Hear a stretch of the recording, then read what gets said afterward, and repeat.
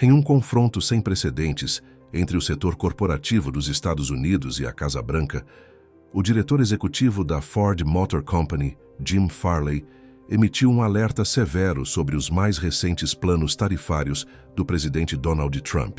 Ao discursar na conferência da Wolfe Research em março de 2025, Farley não mediu palavras. Uma tarifa proposta de 25% sobre produtos vindos do México e do Canadá, combinada com uma tarifa de 10% sobre importações chinesas, poderia abrir um rombo na indústria automobilística dos Estados Unidos, como nunca se viu antes. Com Trump intensificando sua retórica de guerra comercial e prometendo tornar a indústria dos Estados Unidos grandiosa novamente, a postura ousada de Farley sinaliza uma fratura rara entre um presidente republicano e um dos fabricantes mais emblemáticos do país.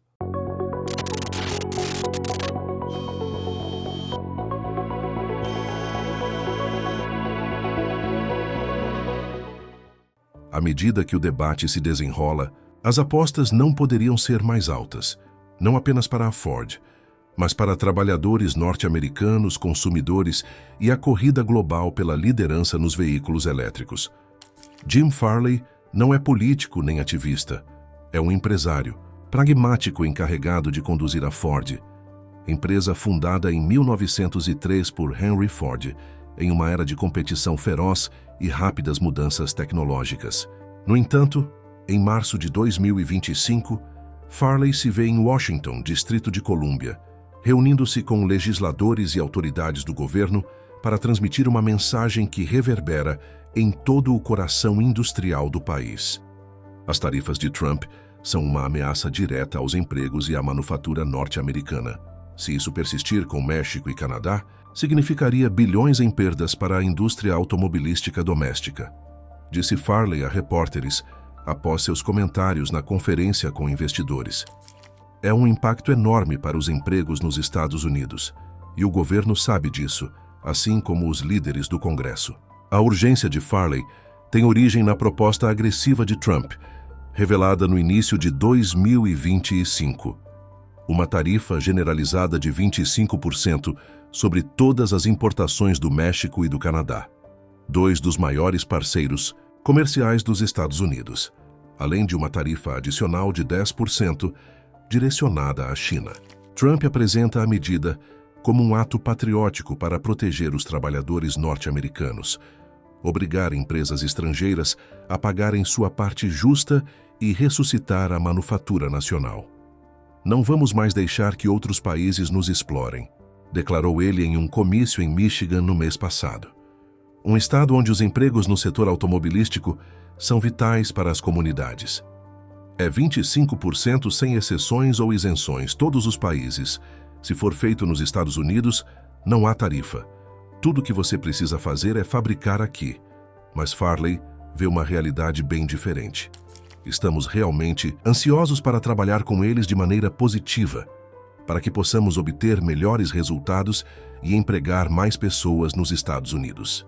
A Ford, assim como suas rivais de Detroit, General Motors e Stellantis, depende fortemente de uma cadeia de suprimentos norte-americana altamente integrada. México e Canadá fornecem peças essenciais, motores, transmissões, aço e outros. Materiais que mantêm as linhas de montagem dos Estados Unidos funcionando. Uma tarifa de 25% aumentaria os custos da noite para o dia, deixando a Ford com duas opções sombrias: absorver o impacto, reduzindo os lucros e potencialmente cortando empregos, ou repassar o custo aos consumidores, elevando o preço dos veículos, que já atingem uma média recorde de $47 mil. Isso não é apenas uma opinião, enfatizou Farley. É uma previsão crítica respaldada por números. A dependência da Ford em relação ao comércio transfronteiriço é impressionante. Segundo dados da indústria, quase 60% das peças de um veículo típico da Ford fabricado nos Estados Unidos vem do México ou do Canadá. O modelo Bronco montado em Michigan utiliza transmissões fabricadas no México. A F-150, caminhonete mais vendida dos Estados Unidos, depende de aço e alumínio canadenses. Uma tarifa de 25% adicionaria, segundo analistas, entre 2.000 e 5.000 dólares ao custo de cada veículo, o suficiente para afastar compradores da classe média e fazer a demanda despencar. Quando a produção desacelera, os empregos desaparecem, alertou Farley. A Ford emprega mais de 57 mil trabalhadores apenas nos Estados Unidos, parte de uma indústria automotiva que sustenta quase 1 milhão de empregos no país. Uma recessão induzida por tarifas poderia se espalhar por estados como Ohio, Kentucky e Tennessee, onde fábricas produzem desde baterias até chassis. As apostas são ainda maiores no setor de veículos elétricos, área em que a Ford investiu bilhões para competir com a Tesla e com gigantes chinesas como a BYD.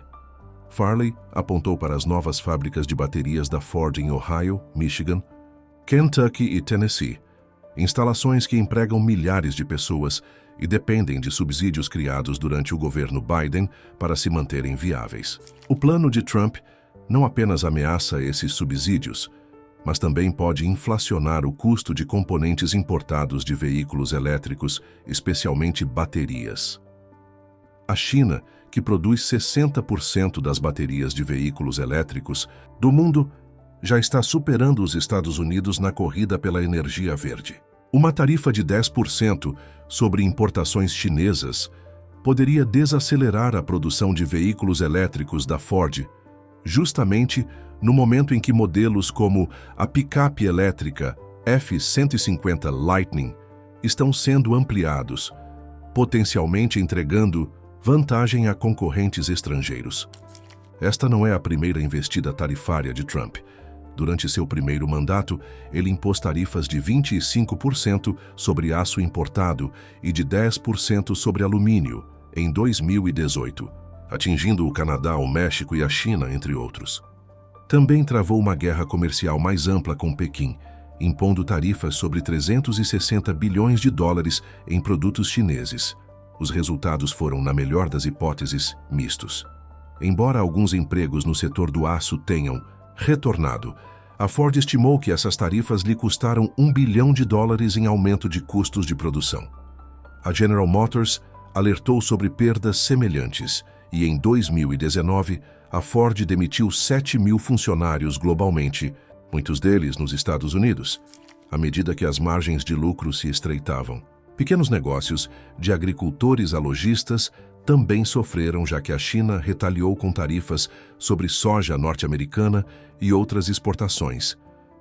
A resposta de Trump, então como agora, foi ignorar os alertas, quando líderes da indústria e economistas advertiram que as tarifas não punem países estrangeiros, mas sim elevam os custos para empresas e consumidores norte-americanos.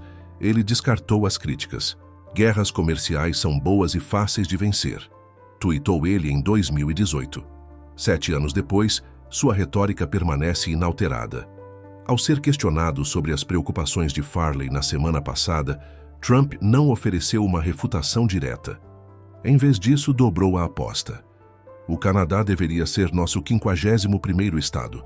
Vamos trazer de volta indústrias e empregos, mas especialistas discordam. As tarifas não são pagas por empresas estrangeiras, diz a doutora Susan Halper, economista da Universidade Case Western Reserve. São pagas por importadores dos Estados Unidos, que repassam os custos aos consumidores. Isso é economia básica.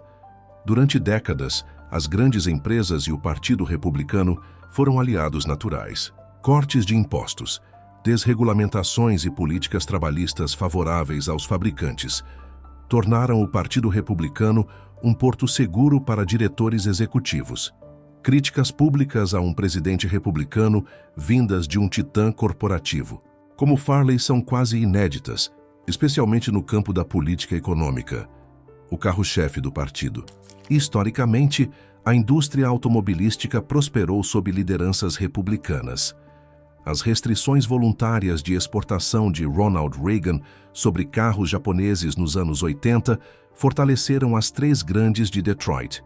O resgate financeiro, promovido por George W. Bush em 2008, salvou a General Motors e a Chrysler do colapso. Então, por que Farley está rompendo com o partido agora? A resposta está na escala da ameaça. As tarifas de Trump não apenas ajustam a política comercial, elas desmontam uma cadeia de suprimentos construída ao longo de décadas. Ao contrário das políticas republicanas anteriores, que protegiam os fabricantes, este plano pode paralisá-los. Farley não está sozinho em seu alarme. A General Motors e a Stellantis têm mantido silêncio em público, mas fontes da indústria dizem que compartilham seus temores. Montadoras estrangeiras como Hyundai, Toyota e BMW, que não enfrentam tarifas vindas da Coreia do Sul, Japão ou Europa, poderiam obter uma vantagem massiva, enquanto Ford e General Motors lutariam para se adaptar.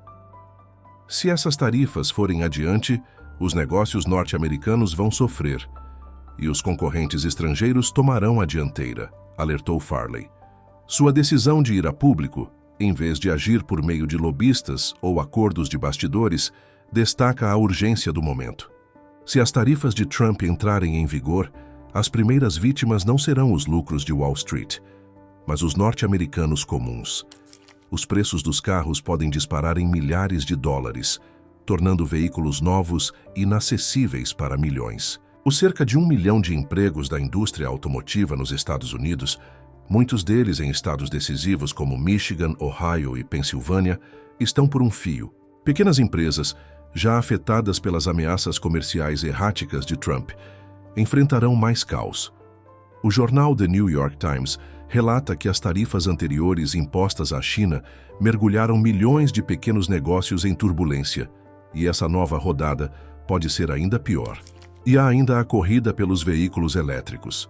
O domínio da China na produção de baterias não é segredo. A BYD vendeu mais veículos elétricos globalmente no ano passado do que a Tesla. Se as tarifas de Trump interromperem a cadeia de suprimentos da Ford e eliminarem os subsídios, os Estados Unidos podem ficar ainda mais para trás, entregando a liderança à Europa e à Coreia do Sul. Isso não se trata de protecionismo, argumentou Farley. É uma questão de sobrevivência.